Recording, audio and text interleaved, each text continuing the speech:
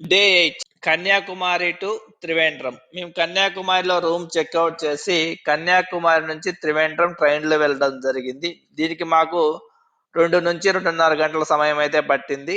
త్రివేంద్రం చేరుకున్న తర్వాత పద్మనాభ స్వామి temple near లో ఉన్నటువంటి హోటల్లో రూమ్ తీసుకోవడం జరిగింది. రూమ్ లో ఫ్రెష్ అప్ అయి లగేజ్ అక్కడ వచ్చేసి మేము పద్మనాభ స్వామి టెంపుల్ కి వెళ్దాం అనుకున్నాము. కానీ అప్పటికే సమయం 12 అవడం వల్ల టెంపుల్ కి వెళ్ళలేకపోయాము.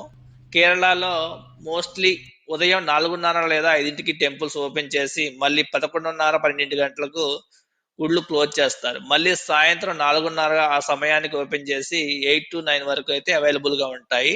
కాబట్టి మీరు టైమింగ్స్ అయితే చెక్ చేసుకోండి.